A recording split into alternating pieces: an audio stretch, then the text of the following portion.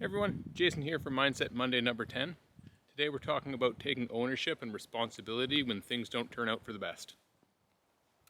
So typically when things don't go well, people point fingers at other people or the circumstances.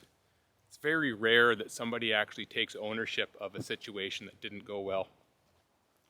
It's pretty obvious why.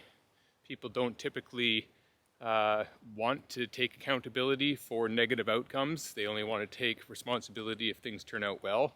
That's to save face at work or with family or friends. And another big part of it is people don't want to admit even to themselves that they've made a mistake or that they failed at something. But I'm going to talk today a little bit about why it's important to actually take ownership, why it's important to fess up if you've done something that wasn't ideal, and even take responsibility and ownership for mistakes that people around you have made. I know that's a little bit hard to understand, but stick with me and I'll try to explain. So I'll give you a scenario to start with. An employee is tasked with a project, and say that project doesn't go well. Maybe it costs the company some money, or they lose some clients. Now, the boss is typically going to get angry at the employee for not doing a better job with that project. And there is some blame, obviously, on the employee's fault, but they're probably going to try to pass the buck and push the fault to someone or something else. They might blame the fact that their car broke down, or the printer stopped working, or one of their coworkers didn't provide them a report on time. Whatever the issue is, they're going to try to push the blame onto somebody or something else. They might even say that the expectations of the project were too much anyhow. So the lesson to be learned is that there is responsibility on everybody's behalf that is involved in that project. So could the employee have done a better job? Probably. But could the employer have maybe had a conversation with that employee ahead of time and confirmed that they had the knowledge, the know-how, and the resources to perform their task properly? Maybe the employee didn't have the education or the knowledge required to perform that, and in that circumstance it would have been the employee's responsibility to go to the employer and say, look, you guys haven't trained me well enough to be able to perform this. I need some additional resources or some help on this project. So in that scenario, you can actually fault the employer and the employee. Both of them could have done something to prevent the outcome. They could have presented a better project if they had both taken a little bit more action to make sure that it was going to be done ahead of time. So it's very important to understand that there's always something you can do in any particular situation that can change the outcome, even though you might not be 100% responsible for the outcome.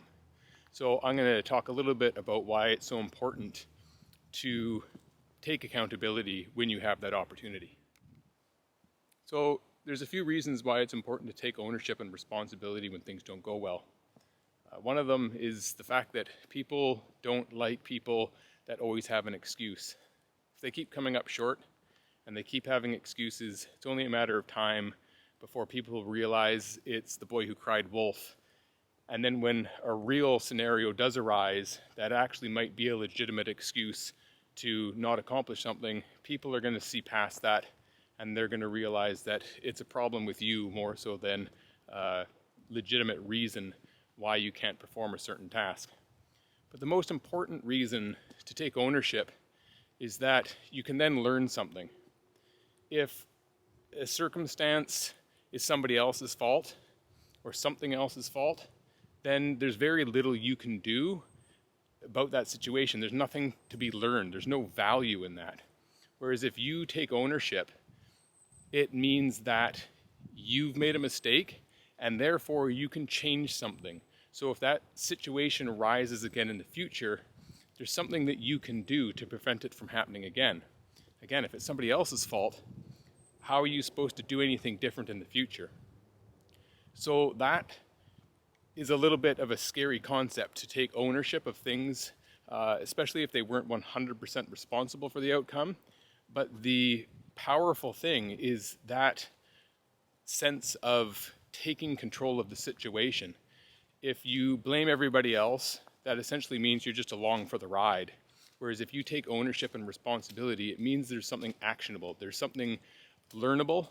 And if you can go to your boss and say, hey, look it, I made this mistake and this is how I'm going to improve in the future, then that's going to go a long ways, not just to help build confidence in with your boss or your family or friends, but it's also going to help build confidence in you, because you'll know that every time something doesn't go right, there was a lesson learned and you've improved and you've put things in place to prevent that from happening again.